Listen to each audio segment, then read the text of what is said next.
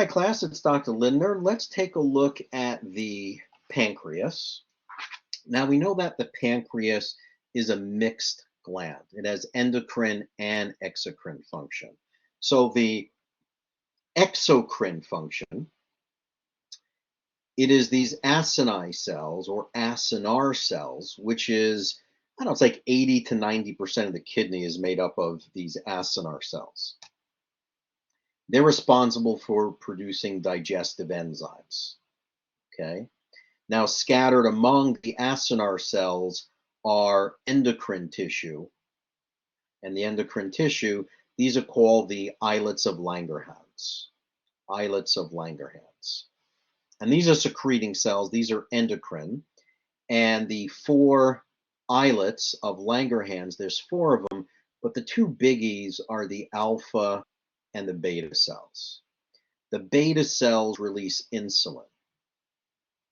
And insulin's primary function is to try and decrease blood sugar. So after you eat a meal that's really, really high in glucose and sugar, if your pancreas is healthy, it's going to sense that. Your beta cells go, hey, we got way too much sugar here. Sugar to our nervous system and sugar to our blood vessels are toxic. So let's try and lower it. So insulin, let's try and decrease the blood sugar.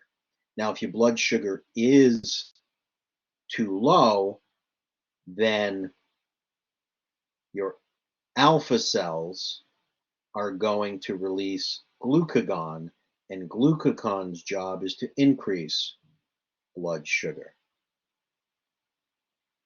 Okay? So glucagon's job is to increase blood sugar. Insulin's job is to decrease blood sugar.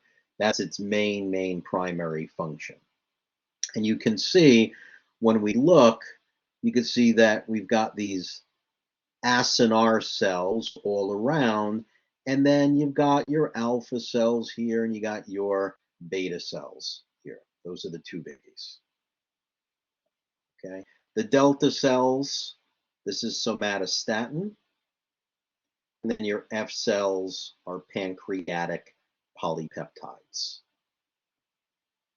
Now, let's take a look at blood sugar regulation. Let's look at the pancreas. Let's look at both glucagon and insulin and how it regulates it. So here's our homeostasis. Here's the balance, normal blood glucose levels. Now, something's going to happen where we have a rise in blood sugar. You just ate a meal, pasta, soda, bread, rice, mashed potatoes, French fries, lots of ketchup. Okay, so the beta cells of the pancreas go, hey, we got way too much sugar. I'm going to release insulin. Insulin is going to take that sugar and it's going to try and put it into the liver. And it's going to convert that glucose into something inactive, which is called glycogen. Okay, and you can put some in muscle too. So glucose can be stored in muscle and it can be stored in the liver. That's where glycogen is stored, in the liver and muscles. Now, when that happens, your blood sugar falls to a normal range. Now, if it continues to fall and we have too much of a decrease in blood glucose or blood sugar, the pancreas, the alpha cells pick that up and say, hey, we're going to release glucagon. Glucagon, let's go to the liver. I know we got glycogen there. That's the stored form. Let's convert glycogen back into glucose. And when you have glucose, we'll go back into your blood and increase the glucose levels in the blood. And then you got homeostasis again. Right? So that's always happening, this balance between insulin and glucagon. Now we've heard of dysregulation of blood sugar, diabetes mellitus, and there's different types. There's type 1, there's type 2, there's even types 3. So type 1 is autoimmune. Okay, this is an autoimmune condition.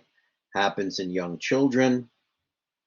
Happens in women a lot after pregnancy, autoimmune condition. Type 2, this is lifestyle based. This could be controlled and regulated through diet and exercise and lifestyle. Type 3 is what we call Alzheimer's disease. Type 3 diabetes is Alzheimer's, dysregulation of blood sugar in the brain.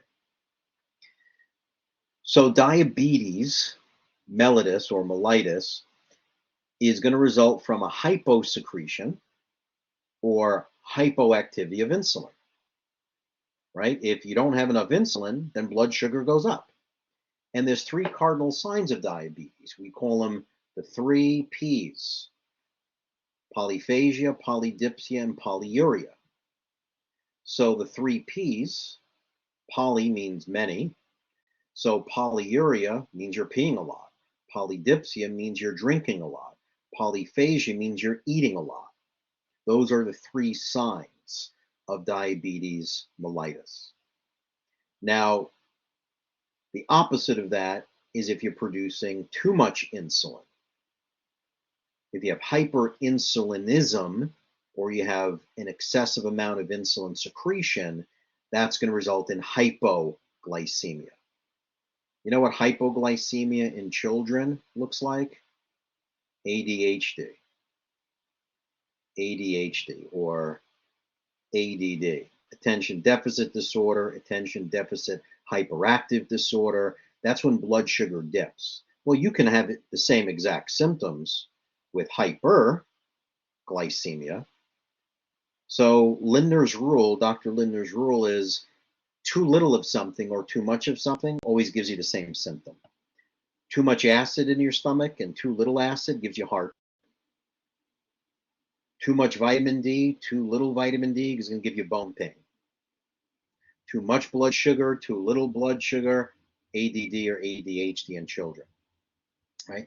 Think of what happens in kids. It's like they eat breakfast, they go to school, and then so they go with lots of sugar in their system typically because they have cereal and loaded with sugar. So they go to school all hyper, and then they got this hyperglycemia going on.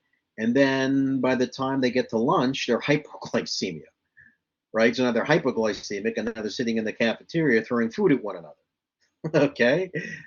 And then they go, okay, then they eat. And then they kind of calm down a little bit because you got that homeostasis kicking in and blood sugar goes back up. But then what happens? They go to gym and they start burning off all the sugar and they come back to class hypoglycemic and they can't focus on what they're studying. So it's this just, crazy dynamic that takes place. Okay. When I come back, we'll talk about some eicosanoids.